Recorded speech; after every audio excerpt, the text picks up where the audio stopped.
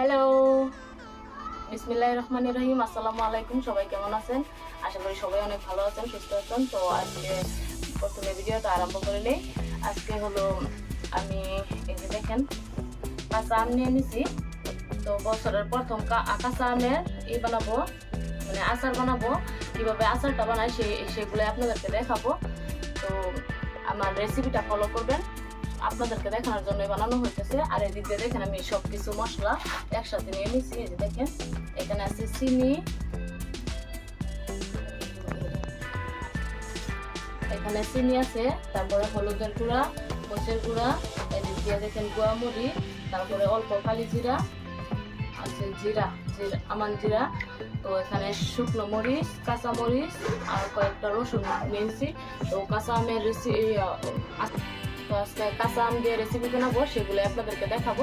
এখন আমগুলো ভালোভাবে কাটে নিই। তো দেখতে থাকেন ভিডিওটা।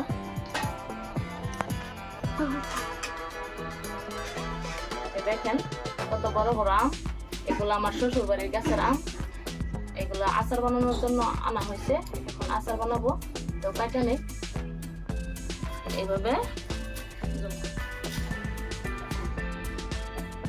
মুখের দিকে বেশি করে ফালিয়ে নেব।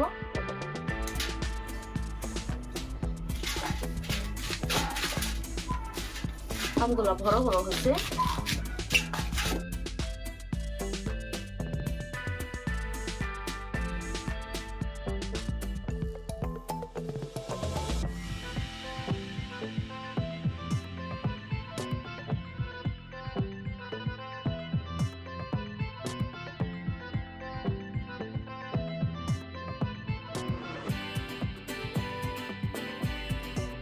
তো আরো একবার ধুয়ে নিব ভালোভাবে। এখন আবার ভালোভাবে ধুয়ে নিতেছি আমগুলো।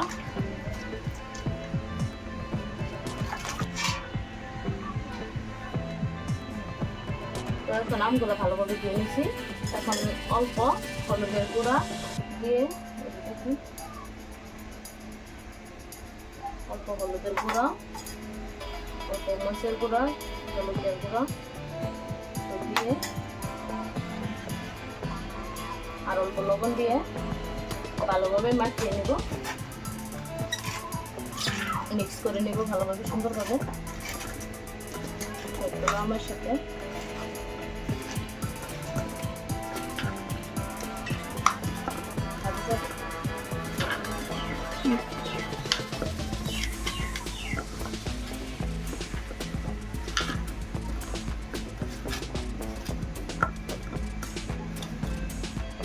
তো এখন ভালোভাবে মিক্স করা হয়ে গেছে।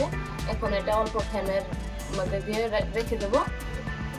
এটা অল্প ফ্যানও দিয়ে দিব শুকানোর জন্য। আপনারা চাইলে রোদও দিতে পারেন। তো এগুলা ফ্যানে দিয়ে তারপরে আমি মশলাগুলো ভেজে নিব। তো দেখতে থাকেন পুরো ভিডিওটা আমার কিভাবে রেসিপিটা বানাই। তো এখন এই যে মরিচগুলা কাটে নিব ভালোভাবে।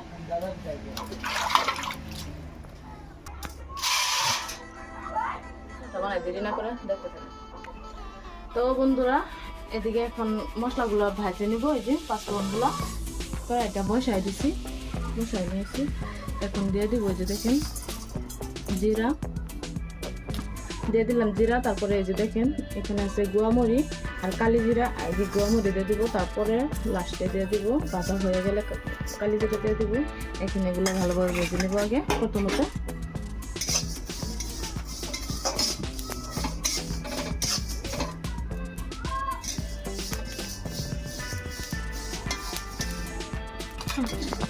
তো এখন দিয়ে দেবো যে কালি জিরা। এইভাবে আমের আচারটা বানিয়ে খাবেন, অনেক ভালো লাগে। আমি আগে ওইভাবে বানাইছি, আজকে আপনাদেরকে দেখানোর জন্য বানাইতেছি রেসিপিটা। এখন ভাজা হয়ে গেছে, নামিয়ে নিব। তো এগুলা ভাজা হয়ে গেছে। এখন ভেজে নেব শুকনো মরিচ।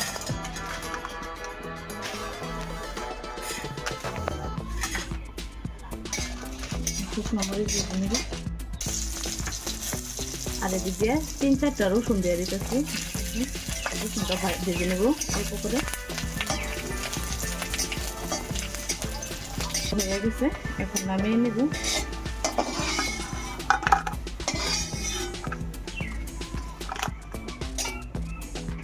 এগুলো এখন ভালোভাবে বাইটে নিব।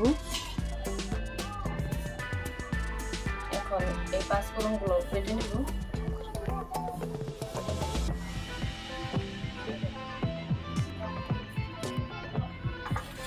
বেটে নিব, তারপরে এদিকে শুকনো মরিচগুলো একসাথে বেটে নিব।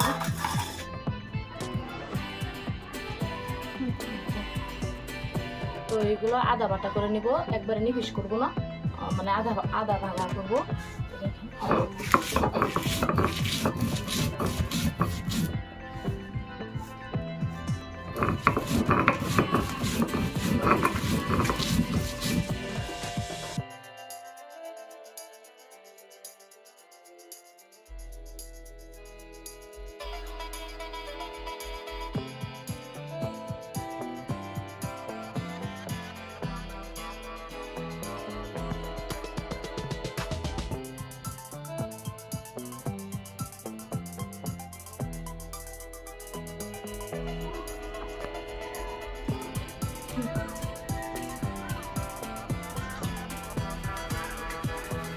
তো এখানে অল্প লেবুর রস নিয়ে নিছি।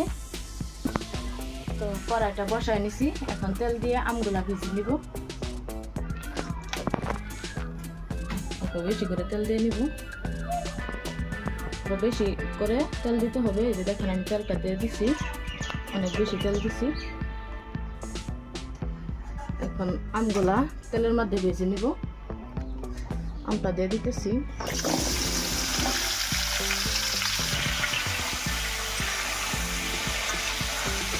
ভালোভাবে নাড়াচাড়া দিয়ে নেব।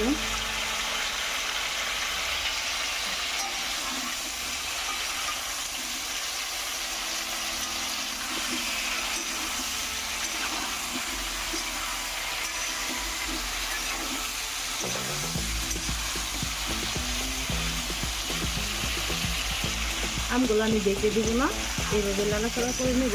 যেহেতু ঢাকনা দিয়ে ডেকে দিলে বেশ সিদ্ধ হয়ে যাবে, তো ভালো লাগবে না। সেই জন্য এইভাবে নাড়াচাড়া দিয়ে আমি অল্প মানে সিদ্ধ করে নেব। দেখেন তেল দিয়ে আমি ভালোভাবে আমটা ভেজে নিতেছি।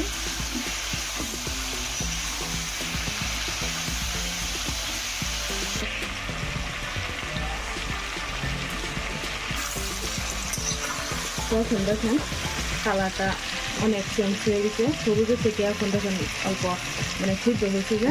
তো এখন আমি মশলাগুলো দিয়ে দেবো এখানে। প্রথমে আমি শুকনো মরিচের গুঁড়া দিয়ে দিতেছি,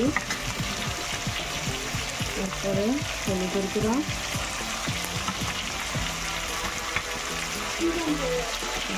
চিনি,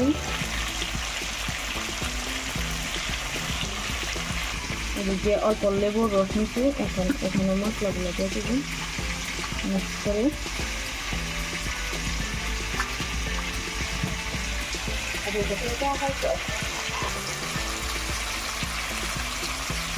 এখানে এগুলো মশলা দিয়ে দিলাম।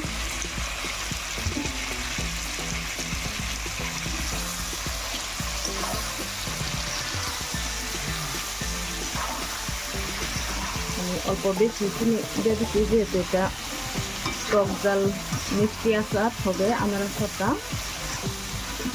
আপনারা তাহলে চিনি নাও দিতে পারেন, আমি দিচ্ছি অল্প বেশি স্বাদ লাগার জন্য। তো বন্ধুরা আসল জিনিসটা দেওয়ার দিলে গেছে, দেখেন লবণ অল্প লবণ দেওয়া আছে আগে। তো বন্ধুরা দেখেন আমার আচারটা কত সুন্দরভাবে হতেছে। এখন দিয়ে দেবো আমার কেটে রাখা কাঁচা মরিচগুলো। দেখুন আচারটা হয়ে গেছে প্রায়। এখন দিয়ে দেবো, কত সুন্দর এখানে দিয়ে জল আসতে হয়েছে, কত সুন্দর কালারটা কত সুন্দর হয়েছে, সুন্দরভাবে সিদ্ধ হয়ে গেছে। এখন নামিয়ে নিচ্ছি। তো বন্ধুরা আচারটা বানানো হয়ে গেছে, এখন গ্যাসটা অফ করে দেবো। বন্ধুরা দেখেন আচারটা ঝুরানোর জন্য, ঠান্ডা হওয়ার জন্য আমি দেখেন দিয়ে দিচ্ছি। ভালোভাবে মানে ঠান্ডা হয়ে গেলে আমি বয়ামে ভরাবো।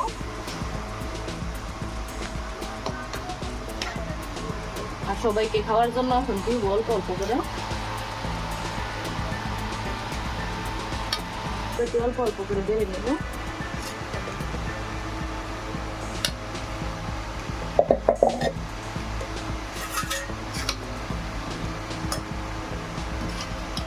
সবগুলো তো আর একসাথে খাওয়া যাবে না,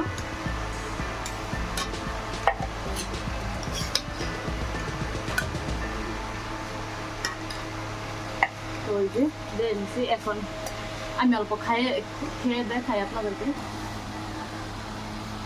বিসমিল্লাহির রহমানির রহিম। আচারটা অনেক মজা হয়েছে, দেখুন যেহেতু গরম খাওয়া যেতে না। ওয়াও,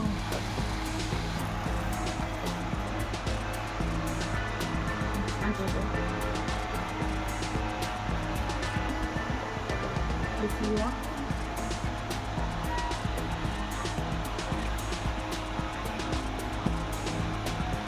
অনেক মজা হয়েছে।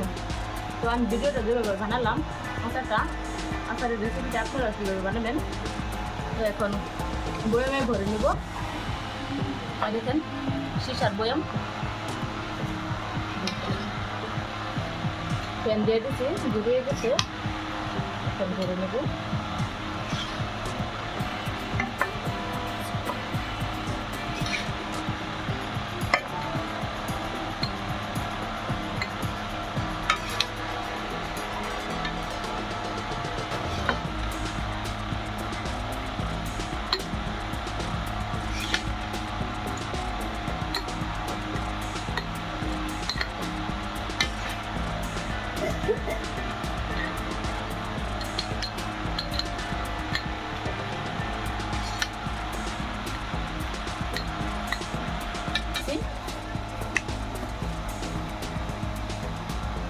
দেখেন এটা আপনারা ভাতের সাথেও খেতে পারবেন, রুটির সাথেও খেতে পারবেন। এই সিসার বয়ামে খেলে নষ্ট হবে না, আপনারা 6 মাস পর্যন্ত খেতে পারবেন। তো এভাবে বানিয়ে খাবেন। তো আমার আচারের রেসিপিটা কেমন লাগছে আপনারা কমেন্টে জানাবেন। আর ভালো লাগলে please like, comment, share, subscribe করে দেবেন। যারা যারা নতুন আছেন আমার চ্যানেলটা সাবস্ক্রাইব করে দেবেন। আমার চ্যানেলের নাম হলো এলিজা ব্লগ। তো আমার দুইটা চ্যানেল আছে, একটা হলো ফেসবুক পেজ আর একটা হলো ইউটিউব চ্যানেল। তো সবাই ইউটিউব চ্যানেলে সবাই আমার চ্যানেলে গিয়ে ইউটিউব চ্যানেলে গিয়ে সাবস্ক্রাইব করে দেবেন। আর এলিজা ব্লগ নামে চ্যানেল খোলা আছে, সবাই ফলো করে দেবেন, সাবস্ক্রাইব করে দেবেন।